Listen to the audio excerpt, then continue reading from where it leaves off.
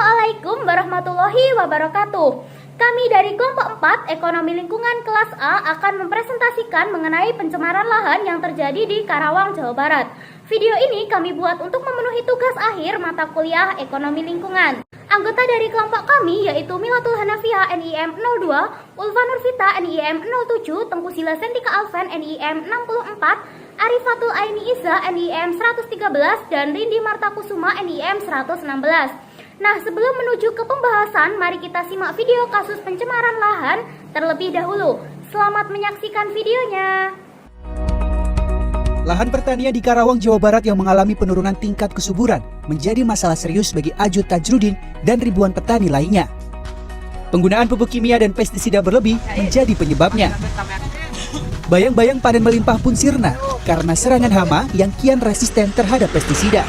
Ketergantungan pupuk kimia juga menyebabkan ongkos produksi pertanian bertambah. Seiring berjalannya waktu, petani mulai mengabaikan yang namanya kesuburan lahan.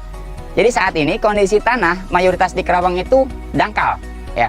Artinya karena ada pengerasan dari struktur tanah itu, ya ini salah satu efek yang diberikan dari penggunaan pupuk kimia secara terus-menerus, ya. Tanpa adanya diimbangi dengan memberikan pupuk organik, ya. Bahan aktif yang terkandung dalam pupuk kimia tak bisa 100% terserap tanaman.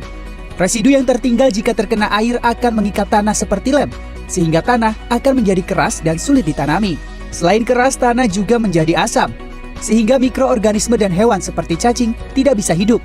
Akibatnya, tanah tidak bisa menyediakan makanan secara mandiri dan akan semakin bergantung pada pupuk kimia.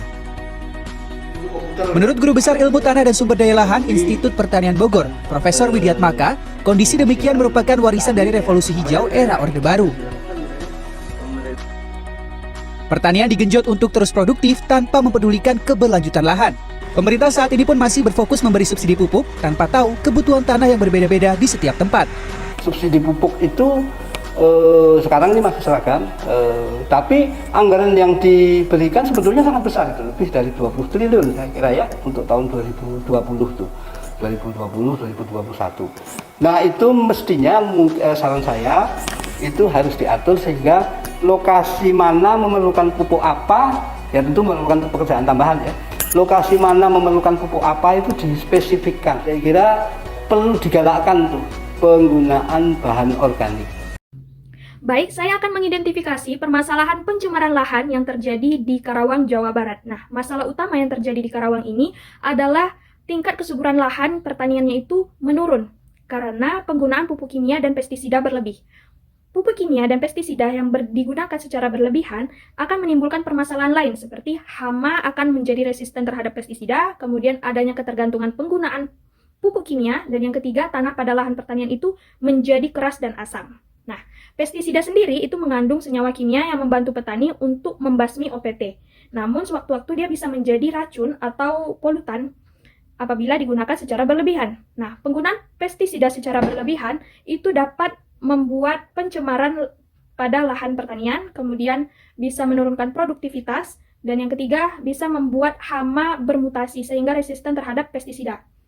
Nah, yang kedua itu disebabkan oleh pupuk kimia. Nah, pupuk kimia ini mengandung senyawa kimia yang tidak 100% diserap oleh tanaman. Nah, residu atau bahan kimia yang tertinggal pada tanah dapat meningkatkan asam pada tanah. Asam ini tadi akan mempengaruhi mineral dan tingkat porositas, sehingga tanah menjadi keras, padat, sulit dilalui air, kemudian hara pada tanah itu akan menurun. Penurunan hara ini akan memicu petani untuk menggunakan pupuk kimia secara terus-menerus, sehingga biaya produksinya itu akan meningkat, sedangkan lahannya itu bisa lama-kelamaan memburuk.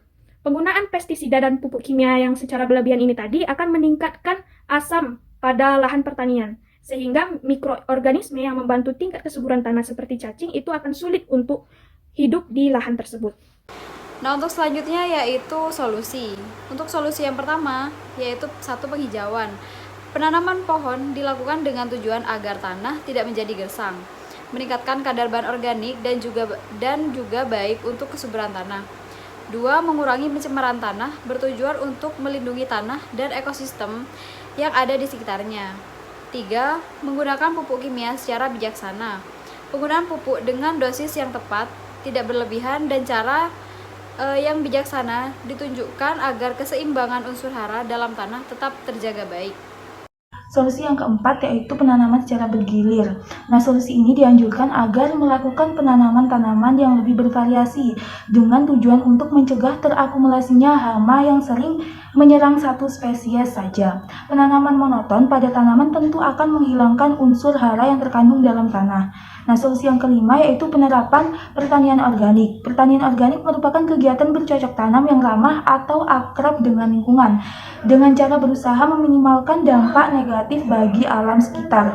Dengan ciri utama pertanian organik yaitu menggunakan varietas lokal, pupuk, dan pestisida organik dengan tujuan untuk menjaga kelestarian lingkungan yang lebih berkelanjutan.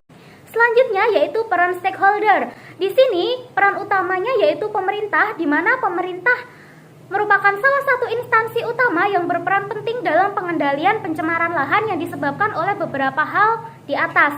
Di antaranya peran pemerintah yaitu sebagai regulator dalam peraturan pemerintah Undang-Undang Nomor 4 Tahun 2001 tentang pengendalian kerusakan dan pencemaran lingkungan hidup yang berkaitan dengan lahan, di mana pemerintah di sini berhak memberikan aturan ataupun batasan mengenai hal-hal yang dapat merusak lingkungan.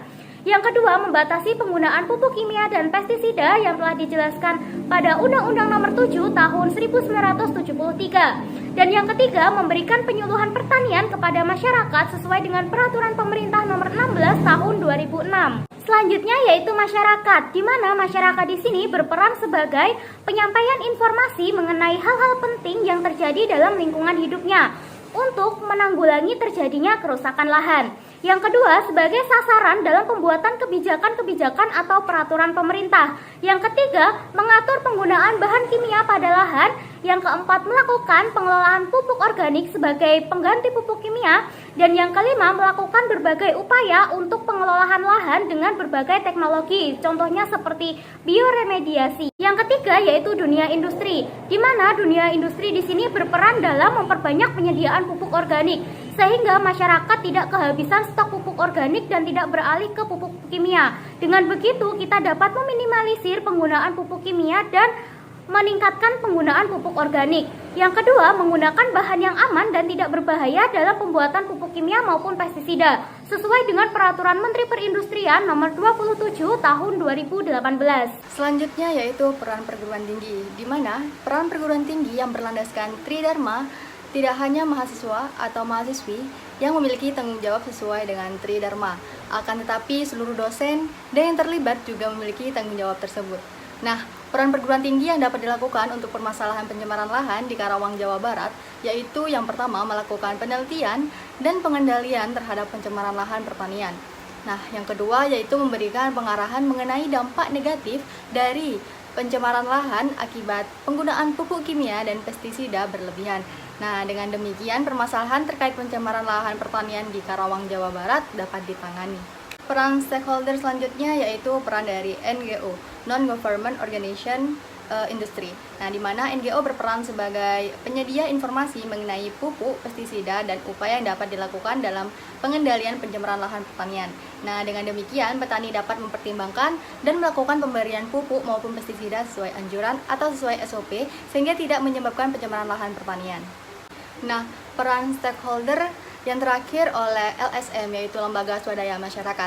Di sini Lembaga Swadaya Masyarakat juga memiliki peran dan ikut andil dalam pengendalian pencemaran lahan pertanian, yaitu yang pertama melakukan pengawasan terhadap implementasi dan penegakan hukum pengelolaan lingkungan hidup, dan yang kedua yaitu memberikan pelatihan dan pembekalan kepada masyarakat mengenai penggunaan pupuk organik dalam pengendalian pencemaran lahan pertanian.